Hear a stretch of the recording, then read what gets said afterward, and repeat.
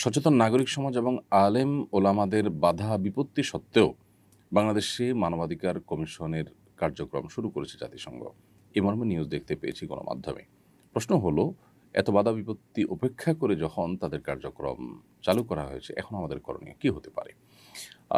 খুবই দুর্ভাগ্যজনক একটি বাস্তবতা।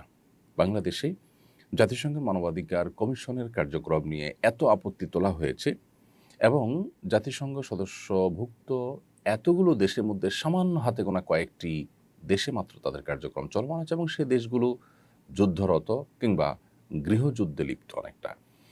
তো সেরকম একটা পরিস্থিতিতে যখন এই কমিশন কার্যক্রম চালু করে কোনো দেশে, সেরকম একটা কমিশন বাংলাদেশে এসে তাদের কার্যক্রম পরিচালনা করবে, এটা আমাদের জন্য খুবই অপমানজনক এবং দুর্ভাগ্যজনক। জাতিসংঘ মানবাধিকার কমিশনের কার্যক্রম, এটা নিয়ে নানা প্রশ্ন জনমনে রয়েছে এবং পৃথিবীতে তারা মানবাধিকার প্রতিষ্ঠার যে কাজটা সেটা করতে দারুণভাবে ব্যর্থ হয়েছেন। ফিলিস্তিন সহ মধ্যপ্রাচ্যে এবং পৃথিবীর বিভিন্ন প্রান্তে ছড়িয়ে ছিটিয়ে থাকা গণহত্যা, মুসলমানদের নিধন, অন্যদেরকে নিধন, এর কোনোটি তারা সেভাবে বন্ধ করতে পারেনি। অথচ মানবাধিকারের নামে তারা সমাজের মূল্যবোধ পরিপন্থী যে সমস্ত কার্যক্রম আছে সেগুলোকে তারা দ্বিধার্থে পরিচালনা করছে বিভিন্ন দেশে। তাদের ব্যাপারে অভিযোগ আজকে নতুন নয়। কেন বিভিন্ন দেশ তাদেরকে অ্যাকসেপ্ট করতে চায় না, অথচ আমরা তাদেরকে অ্যাকসেপ্ট করছি এবং অনেকটা খাল কেটে কুমির আনার মতো কাজ করছি? সেটা সরকারের ঊর্ধ্বতন মহলই একমাত্র বলতে পারে। খুবই দুর্ভাগ্যজনক একটি বাস্তবতা হলো যে ইন্টারিম গভর্নমেন্ট তাদের যে কাজগুলো আছে সে কাজগুলোর বাইরে এমন অনেক কাজ করছে যে কাজগুলো করার জন্য তারা না জনগণ থেকে ম্যান্ডেট পেয়েছে, না সেগুলো আসলে তাদের কাজের আওতায় পড়ে। উপদেষ্টাদের অনেকে এমন অনেক কার্যক্রম করছেন যেগুলো আমাদের সমাজের মানুষের মূল্যবোধ পরিপন্থী, যেগুলো বিদেশিদের এজেন্ডা বাস্তবায়ন মাত্র। সেরকম কাজ তারা অহরহ করছেন এবং শেষের দিকে এসে যেন অনেক বেশি তড়িঘড়ি করে সে সমস্ত কাজগুলো করার চেষ্টা করা হচ্ছে, যে সমস্ত কাজ নির্বাচিত সরকাররা পর্যন্ত সাহস পেত না। কারণ জনগণের কাছে তার জবাবদিহিতা আছে, ভোটের জন্য অন্তত যেতে হবে, মুখোমুখি হতে হবে, সেই ভয়ে তারা যে সমস্ত কাজ করতে পারতো না, সেই কাজগুলো পর্যন্ত ইন্টারিম গভর্নমেন্টের অনেক উপদেষ্টা, অনেক মিনিস্ট্রি এবং কেন্দ্রীয় পর্যায় থেকে কোনো কোনো ক্ষেত্রে করা হচ্ছে। মানবাধিকার কমিশনের অফিস খোলার কার্যক্রমটা অনেকটা সেরকম একটি কাজ। আমি বিনয়ের সাথে আহ্বান করতে চাই যে এটার বিরুদ্ধে আমাদের কথা বলা, আমাদের অবস্থান গ্রহণ করা, শান্তিপূর্ণভাবে প্রতিবাদ করা, এটা অব্যাহত রাখতে হবে। প্রয়োজনে ওলামা একরাম এবং বিদগ্ধ মানুষদের নেতৃত্বে বিচক্ষণতার সাথে এই কার্যক্রম বন্ধের জন্য নানাবিধ কর্মসূচি আমাদের পালন করতে হবে এবং সেখানে আমাদের সর্বাত্মক সহযোগিতা করতে হবে যে কোনো মূল্যে। আমাদের দেশে বিদেশিদের যে থাবা, তাদের যে আগ্রাসন, মানবাধিকার প্রতিষ্ঠান নামে নানা নামে তাদের যে খবরদারি এবং আমাদের এখানে নানাবিধ তাদের আপনার যে সমস্ত মিশনগুলো আছে, এজেন্ডাগুলো আছে, সেগুলো যেন তারা বাস্তবায়ন করতে না পারে, সেজন্য আমাদের প্রত্যেককে সচেতন হওয়া দরকার।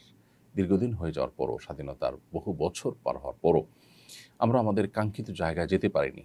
এর অন্যতম একটি কারণ, বহু কারণের মধ্যে থেকে একটি কারণ, যে আমাদের যখন যারা ক্ষমতায় এসেছে তাদের একটা অংশ কখনো কখনো তারা বিদেশিদের এজেন্ডা বাস্তবায়নে ব্যস্ত হয়ে গেছে এবং প্রশাসনে এমন অনেক ব্যক্তিবর্গ আছে যাদেরকে খুব সহজে বিদেশিরা কিনে ফেলতে পারে এবং তাদের এজেন্ডাগুলো তাদের দিয়ে বাস্তবায়ন করাতে পারে। খুবই দুর্ভাগ্যজনক বাস্তবতা এটি। আমাদের জাতিসংঘের মানবাধিকার কমিশন অফিস এখানে ওপেন করা এবং তাদের কার্যক্রম শুরু করার বিষয়টা অনেকটা সেরকম। আল্লাহ রাব্বুল আলামিন আমাদেরকে শকুনের থাবা থেকে হেফাজত করুন, আমাদের প্রিয় মাতৃভূমিকে সকল প্রকার ষড়যন্ত্র থেকে রক্ষা করুন এবং আমাদের ঈমান, আমল, মূল্যবোধ এগুলোকে আল্লাহ তাআলা হেফাজত করুন।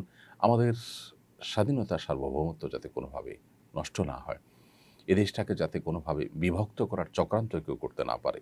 চট্টগ্রাম সহ যে সমস্ত অঞ্চলগুলো নিয়ে শঙ্কা আছে সেগুলো নিয়ে কেউ কোনো রকম ষড়যন্ত্র যেন করতে না পারে। আল্লাহ তাআলা আমাদেরকে সেরকম ধীশক্তি, সেরকম বিচক্ষণতা এবং সেরকম সার্বিক শক্তি সামর্থ্য দান করুন। হারাম টাকা মসজিদ নির্মিত হয়েছে, আমি যদি বিষয়টা জানি সেই মসজিদে নামাজ পড়তে পারবো কিনা? যে মসজিদটা হারাম টাকায় নির্মিত হয়েছে আপনি জানেন, সেটা হারাম টাকায় নির্মিত হলেও মসজিদ হয়ে যায় এবং সালাত আদায় করলে সালাত আদায় হয়ে যাবে। যদিও যারা এই কাজটি করেছেন তারা গর্হিত কাজ করেছেন এবং আল্লাহর ঘরকে হারাম তারা নির্মাণ করা বা ডেভেলপ করা তাদের অন্যায় হয়েছে। তানভীর জাহিদ হৃদয় আপনি লিখেছেন, আমাদের দেশের সরকারি অনেক ঊর্ধ্বতন কর্মকর্তা অফিসের অধীনস্থ কর্মচারীদের দিয়ে ব্যক্তিগত কাজ করিয়ে নেন, যা চাকরির চুক্তির অংশ নয়। কর্মচারীরা চাকরি হারানোর ভয় কিছু বলতে পারেন না। কোরআন হাদিসে আলোকে এই আচরণ শরীর হুকুম জানাবেন। এটা সন্দেহাতীতভাবে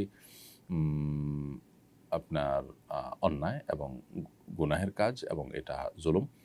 এই জুলুমের কারণে তারা আল্লাহর কাছে গুনাহগার হবেন এবং জবাবদিহি করতে হবে কিয়ামতের ময়দানে, যেহেতু অন্যায়ভাবে তাদেরকে তারা কাজে লাগাচ্ছেন। এজন্য তাদের উচিত আল্লাহকে ভয় করা।